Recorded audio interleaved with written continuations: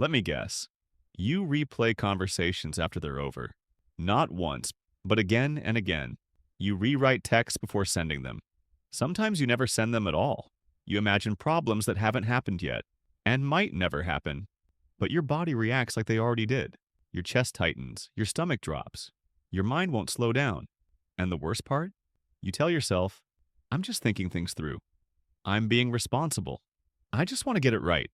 But here's a psychology truth most people never hear. Overthinking doesn't mean you're smart. It means your brain doesn't feel safe.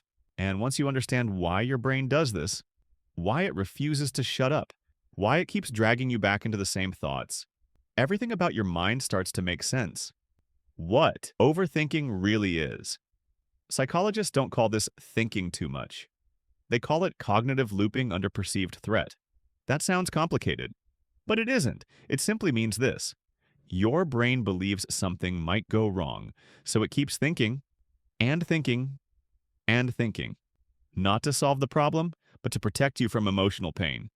Your brain is not trying to torture you. It's trying to prevent regret, embarrassment, rejection, failure. The problem? Your brain doesn't know when the danger has passed, so it stays on guard, long after it needs to. Why overthinking feels impossible to turn off. Overthinking isn't a bad habit. It's not like biting your nails or scrolling too much. You don't choose to overthink. It activates automatically. Because at some point in your life, thinking worked. Maybe it helped you avoid mistakes. Maybe it helped you read people better. Maybe it helped you survive unpredictable situations. Maybe it helped you stay emotionally safe. So your brain learned a powerful rule. If I think enough, I'll be safe. That rule gets reinforced every time you don't mess up. And your brain doesn't notice the cost. It doesn't notice the exhaustion, the anxiety, the lost sleep, the constant tension. It only notices one thing. You're still alive. So keep doing this. The first big misunderstanding. Most people think overthinking is about intelligence. It's not. Some of the smartest people overthink the most. Overthinking is about uncertainty, intolerance. Your brain hates not knowing. It hates loose ends. It hates unanswered questions. It hates ambiguity. So when there's a gap, your brain fills it with scenarios, with assumptions, with worst-case outcomes. Not because they're likely, but because your brain would rather be prepared than peaceful. Peace feels risky to a brain that learned safety through control. Why your brain replays the past. Have you ever laid in bed replaying something you said? A joke that didn't land? A tone that felt off? A response you wish you'd changed? That's not random. Your brain is searching for closure. It believes, if I understand this moment fully, I can finally relax. So it reviews the memory, again and again and again. But here's the problem. Some moments don't have answers. Some people don't explain themselves. Some situations don't resolve cleanly. So your brain keeps searching, and like a computer running a program that never finishes. Not because you're obsessive, but because your brain hates incomplete information. Why overthinking gets worse with age. Overthinking often gets worse as you get older. Not because you're weaker, but because the stakes feel higher. More responsibilities, more expectations, more consequences. You're more aware of what can go wrong. So your brain becomes cautious. It double-checks everything. It second-guesses decisions. It runs simulations. What if I say the wrong thing? What if this ruins everything? What if I regret this later? Caring deeply without boundaries turns into mental exhaustion. The emotion most people miss.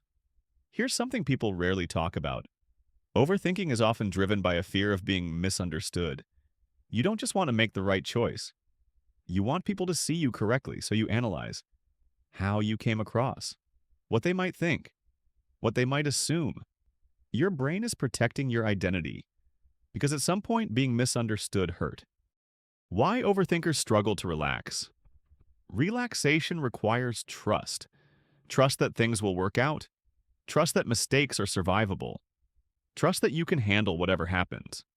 Overthinking exists when that trust is shaky. So even when nothing is wrong, your brain stays alert, just in case. And living in just-in-case mode is exhausting. The illusion of control. Overthinking gives you a feeling of control. You feel prepared, responsible, careful, but control is not peace. It's tension disguised as productivity. True calm comes from knowing you can adapt, not from predicting everything.